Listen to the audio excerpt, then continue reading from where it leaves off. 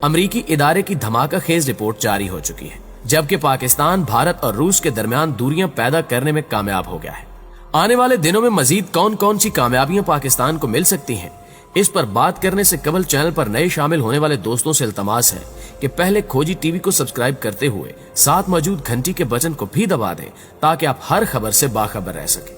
تو آئیے چلتے ہیں موضوع کے اصل حصے کی جانب۔ معزز ناظرین گرامی، چین اور پاکستان کی بے مثال دوستی نے ایک بار پھر سے داستان رقم کر دی۔ عالمی ماہرین بھی چین اور پاکستان کی دوستی کے گن گانے لگے۔ چین کی جانب سے جو تحفہ پاکستان کو دیا گیا ہے یقیناً وہ قابل تعریف ہے۔ چائنا نے پاکستان کو ایسی ٹیکنالوجی فراہم کر دی ہے جو کہ دنیا کے کسی اور ملک کے پاس نہیں ہے۔ اس ٹیکنالوجی کو ہوالانگ وون کا نام دیا گیا ہے۔ گزشتہ روز کی ایک خبر کے مطابق پاکستان میں چینی جوہری ٹیکنالوجی ہوالانگ وون کے استعمال سے بنائے گئے پہلے یونٹ کا ہارٹ فنکشنل ٹیسٹ کامیاب ہو گیا ہے۔ چائنا نیشنل نیوکلیئر کارپوریشن نے تفصیلات جاری کرتے ہوئے بتایا کہ کراچی نیوکلیئر پاور پلانٹ کے K2 یونٹ میں چین کی بنائی گئی ہوالانگ وون ٹیکنالوجی کا استعمال کیا گیا ہے۔ یہ چین سے باہر پہلا ایسا یونٹ ہے جس میں اس ٹیکنالوجی کا استعمال کیا گیا ہے۔ چینی کارپوریشن نے مذکورہ یونٹ میں ہارٹ فنکشنل ٹیسٹ کامیاب ہونے کا اعلان بھی کر دیا ہے، جس نے پوری دنیا میں تہلکہ مچا دیا۔ بھارت اور امریکہ بھی اس نیوکلیئر یونٹ کے فنکشنل ہونے پر پریشان دکھائی دے رہے ہیں، کیونکہ اس ٹیکنالوجی کی مدد سے جدید ترین میزائل سسٹم اور دفاعی نظام تیار کیا جا سکتا ہے۔ ہوالانگ وون نامی چین کی یہ ٹیکنالوجی چین کی سب سے خطرناک ایٹمی ہتھیاروں میں استعمال کی جاتی ہے، جس کا ایک اہم یونٹ اب پاکستان میں بھی فنکشنل کر دیا گیا ہے۔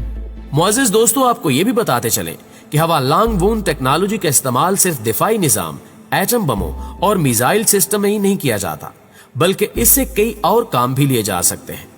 یہی وجہ ہے کہ کراچی نیوکلیئر پاور پلانٹ کے K2 یونٹ کو فنکشنل کرتے ہوئے چینی حکام نے جاری کردہ اپنی ایک رپورٹ میں بتایا کہ اس کامیابی سے جوہری توانائی کے ذریعے بجلی کی پیداوار میں جوہری ایندھن کی لوڈنگ اور پاور جنریشن کے گرڈ سے منسلک ہونے جیسے مراحل میں انتہائی اہم پیش رفت ہوگی، اور پاکستان اس ٹیکنالوجی کی مدد سے نہ صرف دفاعی میدان میں مضبوط ہوگا بلکہ لوڈ شیڈنگ اور بجلی کے دیگر مسائل سے بھی چھٹکارا حاصل کر سکے گا۔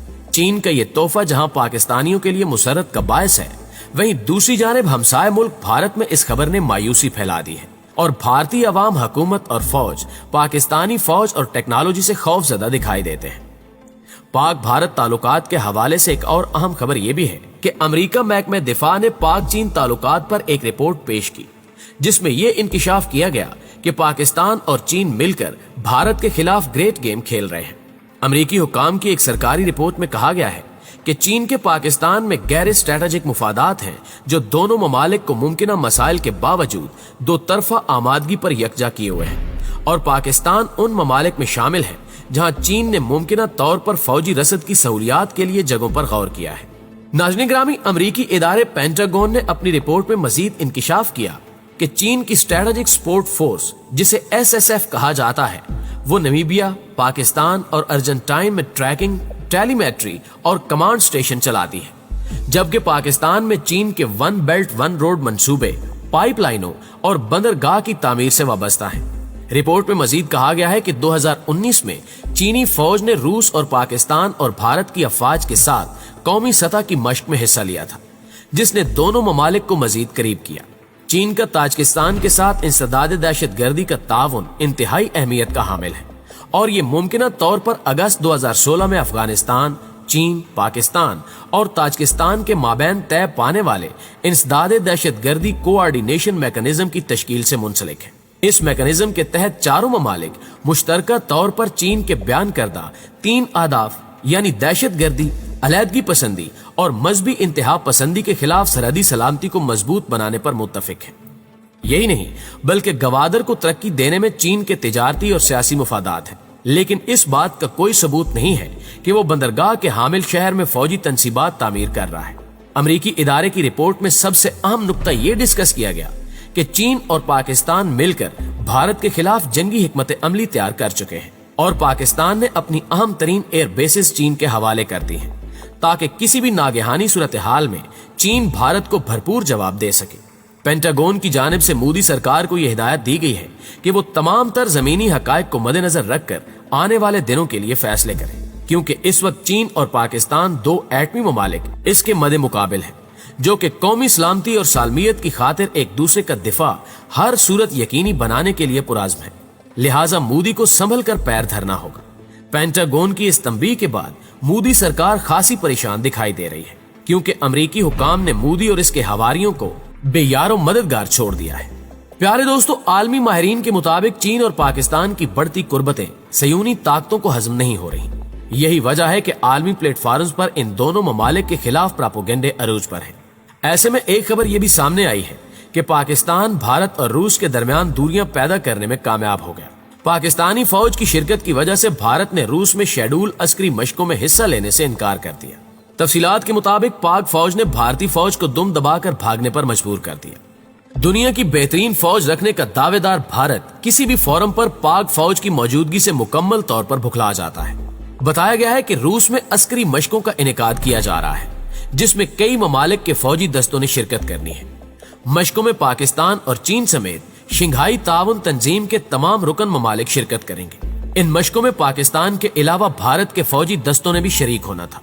तहम मशकों में पाक फौज की शिरकत से भारतीय फौज मुकम्मल तौर पर भुखला चुकी है। पाक फौज की शिरकत को बुनियाद बनाकर भारत ने अपने सबसे करीबी दोस्त मुल्क रूस में शेड्यूल अस्करी फौजी मशकों में शिरकत से इनकार कर दिया है। जनरल बिपिन रावत और भारतीय वज़ीर खारजा की मुलाकात के बाद नई दिल्ली ने मास्को को अपने फैसले से आगाह कर दिया और वजह यह बताई गई कि इन मशकों में पाकिस्तान और चीन की अफवाज भी शरीक है, इसलिए भारत इसमें शिरकत नहीं कर सकता। कहा जा रहा है कि यह पहला मौका है जब भारत ने अपने दोस्त मुल्क रूस को इस किस्म का इनकार किया है। दिफाई और खारजा उमूर पर नजर रखने वाले माहिरीन का कहना है कि भारत का ये इकदाम इसकी बढ़ती सिफारती तन्हाई को अयां करता है। वाज़ेह है कि रूस के शहर इस्त्राखान में 15 सितंबर से 27 सितंबर तक अस्करी मशकों का इनेकाद होगा। इन मशकों में शंघाई ताउन तंजीम के तमाम रुकन ममालिक के फौजी दस्ते शिरकत करेंगे। नाज़रीन गिरामी, दूसरी जानिब पाकिस्तानी वज़ीर खारजा के दौरे चीन के असरात भी मंजराम पर आना शुरू हो चुके हैं। चीन ने गुज़श्ता रोज बयान दिया कि मसला कश्मीर पाकिस्तान और भारत के माबैन देरीना तनाज़ा है और ये मसला UN सलामती कौंसिल की करारदादों के तहत हल होना चाहिए। चीन ने एक तरफा कार्रवाई की मुखालफत की और कहा कि इससे मसाइल मजीद पेचीदा हो जाएंगे। पाकिस्तान और चीन ने अफगान मसले के बारे में ताउन मुस्तहकम करने पर भी इत्तेफाक किया और इंटर अफगान मुज़ाकरात शुरू करने के लिए अफगान हुकूमत और तालिबान की कोशिशों को सराहा। उधर CPEC मंसूबे पर काम तेज करने और इसके समरात दोनों मुल्कों के अवाम तक पहुंचाने के हवाले से बाहमी मुशावरत का सिलसिला जारी है। पाकिस्तान और चीन के दरमियान दोस्ताना मिसाली ताल्लुकात कायम हैं और बाहमी ताउन से इन ताल्लुकात की गहराई में मुसलसल इजाफा हो रहा है। इसका वाज़ेह सबूत यह है कि हालिया दिनों में जब एक बिरादर इस्लामी मुल्क ने पाकिस्तान को दिए हुए कर्जे की वापसी पर जोर दिया और डिले पेमेंट के तहत तेल की मजीद फराहमी से इनकार किया, तो उस वक्त एक पुरखलूस दोस्त की तरह ये चीन ही था जिसने पाकिस्तान को न सिर्फ मतलूबा रकम फराहम की बल्कि मजीद रकम की फराहमी पर भी आमादगी का इजहार किया।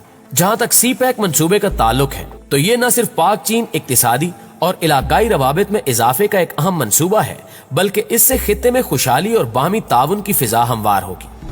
उम्मीद है पाकिस्तान और चीन मिलकर खित्ते में अमन के क़याम में ताउन को फरोग देने में अपना किरदार अदा करते रहेंगे और कश्मीर और फलस्तीन जैसे मसाइल का हल भी तलाश कर लिया जाएगा।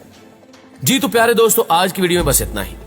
जल्दी हाजिर होते हैं कुछ ताज़ा रिपोर्ट्स के साथ। तब तक अपना ढेर सारा ख्याल रखिएगा।